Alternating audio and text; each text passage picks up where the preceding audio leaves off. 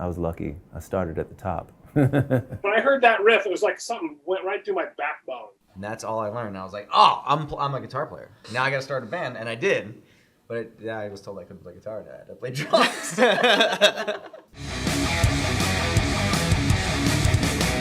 Well, I mean, the first,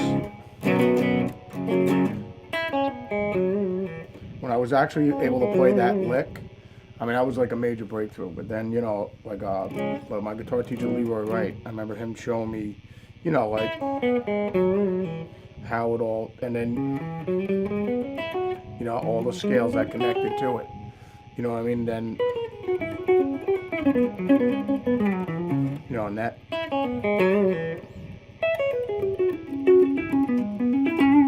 know, like wow, it all connects together. You know what I mean? So then that's when things started kind of making sense. So probably Back in Black, and I remember.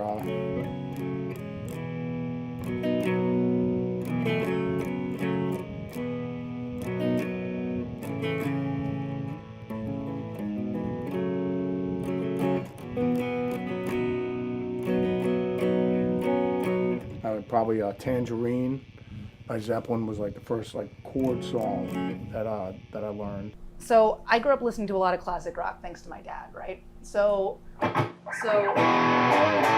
was a very abnormal kid. I was like listening to Alice Cooper and Black Sabbath and Dio and all of that when I was like in 6th grade, much to my young friends' chagrin, when it was, because this was like around like 96, right? So there was like TLC and Backstreet Boys and everything, and I was listening to Sabbath. So strange thing that happened with my introduction to Sabbath was I was listening to the Dio years first. So I loved Dio's voice, and so my dad, when I first got a guitar, was like, okay, let me just show you something, just so you can get the ball rolling and like make yourself feel like you're cool. Because my dad was not into like, let's teach you Mary Had a Little Lamb, you know, which I'm very thankful for, you know. So we started with Heaven and Hell. So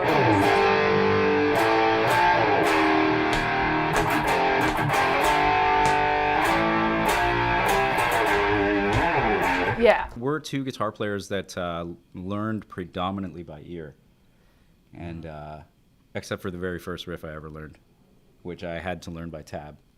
So I also had to learn that you don't hold a guitar like this. This is a dramatization of me actually like trying to play the guitar. So I'd just be like,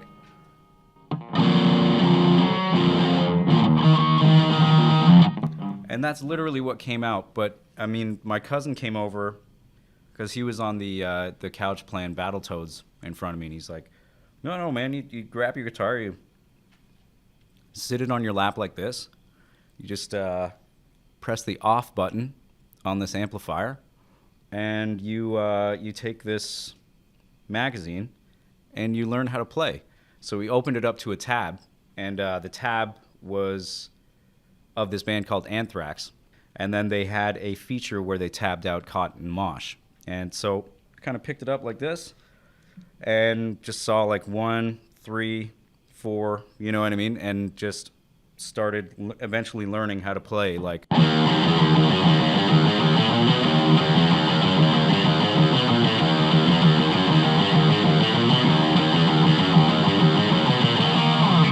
And that was the first riff I ever got to learn. I didn't play it as well back then, but that really set me off on a path. And to this day, my favorite thrash metal band is still Anthrax. Let's see. The first riff I ever learned, it's a really, really silly one. Here's the thing. When I first started playing guitar, I was 10 or 11, and I don't know, I never watched this show. It was called Peter Gunn, and it's super simple. It's just...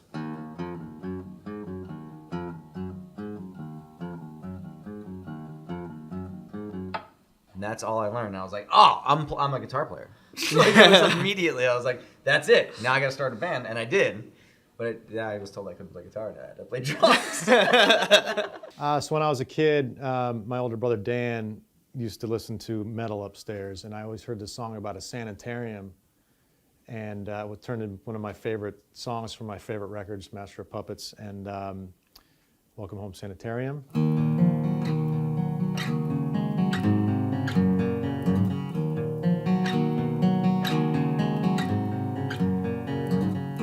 Last time we were here, I played that on the little Hello Kitty guitar. But yeah, that riff is one of my very first riffs I ever played. Well, it was the second riff I ever learned to play, which is Judas Priest. I was at a friend of mine's house. He was a drummer, and he had a guitar, but he had a guitar. And I remember I picked up the guitar, and he's like, "You want to learn how to play Breaking the Law?" And I was like, "Well, yeah, that would be awesome." But I thought it would be way too hard. I was like, "Oh, it seems so intimidating." So he showed it to me, and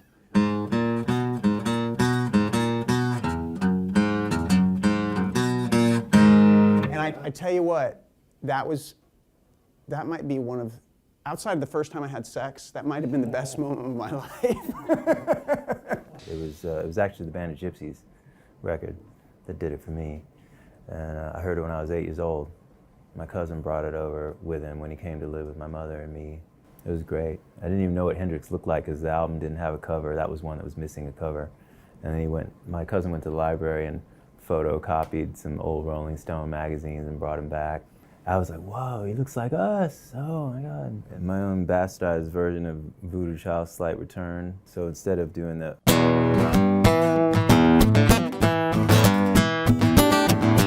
I couldn't do all that. So I just kind of got together like and then realized the octave.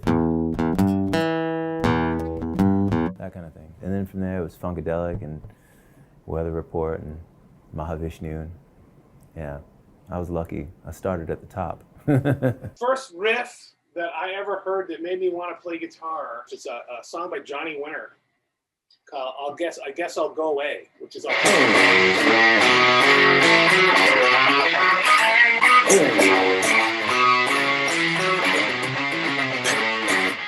riff right there, that did it. I was in this guy named John Murphy's bedroom, and it was his sister's record. I was like, oh my God, what is that? I still love that record. I love his playing. When I heard that riff, it was like something went right through my backbone. It's like, oh my God, that riff, just in and of itself, is just everything I love about guitar playing. Who doesn't like that? Slap Bottom, UFO, and Smoke on the Water. There were a lot of kids in my neighborhood, or teenagers, that were older than me at the time, and they were coming up on like that 60s hard rock stuff, and there was a few garage bands that played around, and they were older than me, and I used to go sit and watch them jam in their garages, and one of the guys across the street showed me the Cream riff for Sunshine of Your Love, which was the first hard rock riff that I ever played, and it just felt so cool. I played it over and over and over, and I haven't played it in years, but I think this is the right key.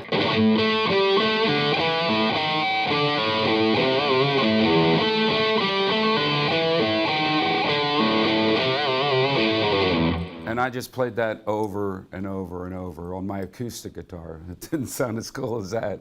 I didn't have an electric yet, but that's the first riff. The first band that really just tripped me out and made me want to play music was Silverchair, because they were young. They were like 15 or 16 when their record came out, and that was only like a year or two older than me, and it kind of just made me think like, oh, I don't have to wait till I grow up to be in a band. I can get a guitar now, and I want to start doing this. So a couple of the first riffs off Frog Stomp, their first record, was some of the first stuff I learned to play on guitar, and that record was really special to me for that reason. I think one of the first riffs I learned was Pure Massacre.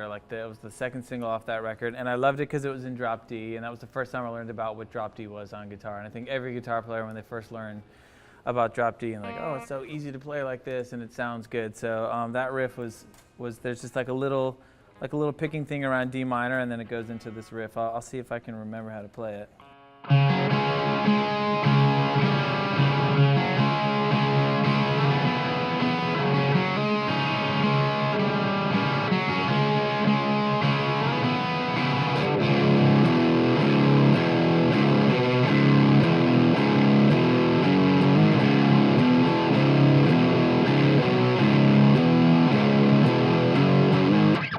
Really simple, but I remember learning that and just like mind blown and thinking that was like the coolest ever. And it's funny, I don't think I played it for like 15 years, but I remember exactly how to play it. The first riff that made me want to learn guitar was probably, I had 3 older brothers, so I listened to a lot of 70s rock and stuff. And I think probably Stranglehold by Ted Nugent was the very third. I don't even know how that goes anymore.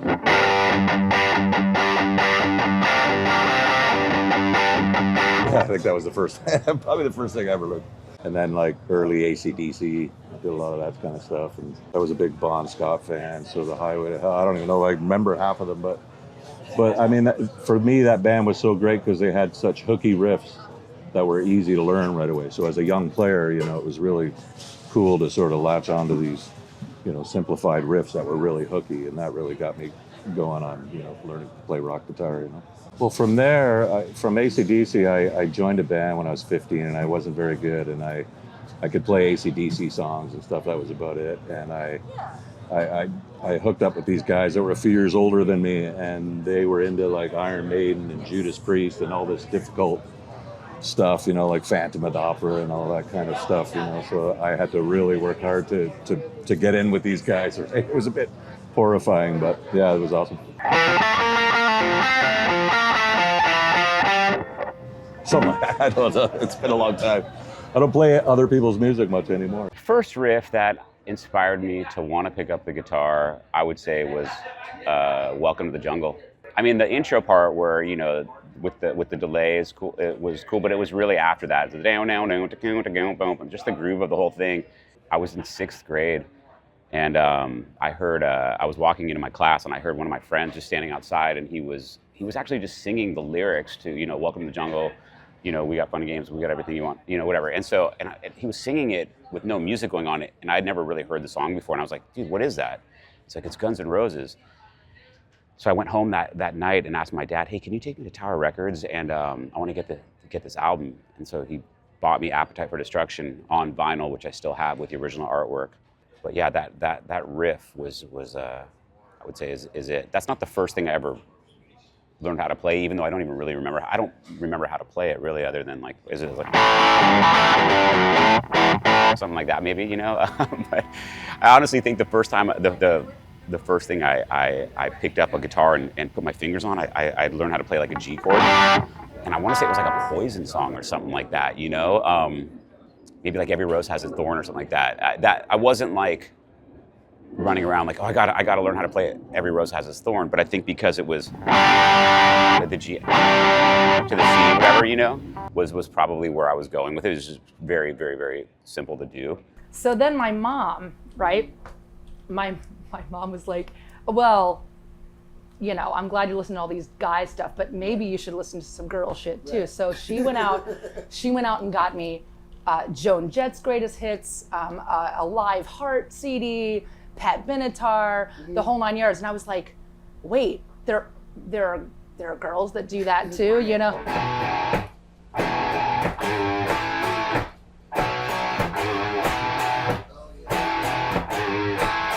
You know? So then you're doing this and you're like, oh my God, I can do both of these things. Yeah.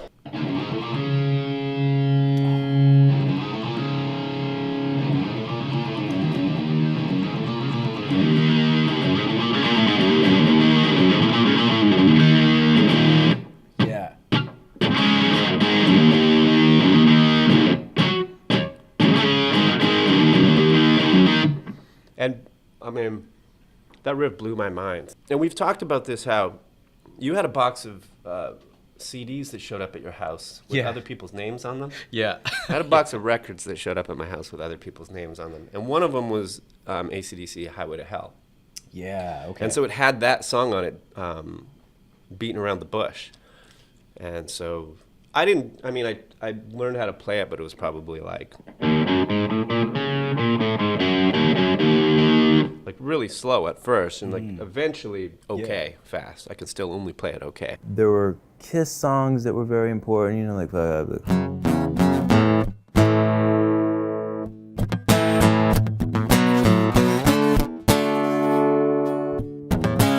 things like that. As I alluded to earlier, Ace Frehley was important because as much as Hendrix was like this sort of shaman kind of ethereal being that was no longer living, and I mean, just everything that you could want in terms of someone that would capture your imagination and be like this remote, mysterious figure that you could never truly get to know. Ace Frehley was in the here and now, and he's the spaceman, so he's this sort of ethereal figure as well, but the music was a bit more approachable for a rudimentary player like myself. And so, you know, just things.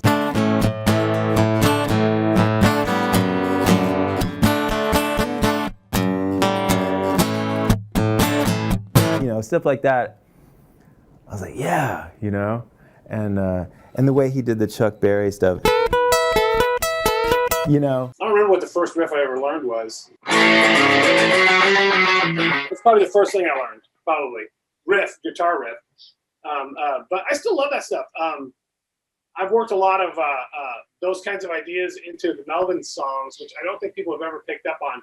What a massive Chuck Berry rockabilly influence we really had, that kind of stuff has really had on our music. Songs like Queen, Melvin song Queen.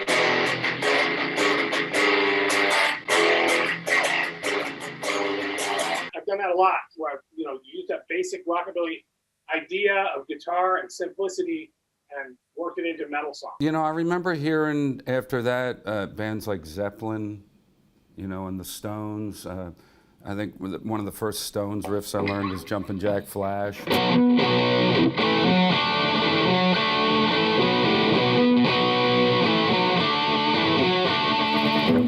We jammed that, you know, and in our garage bands. Another huge influence on me was Michael Schenker and UFO, and I love the Only You Can Rock Me.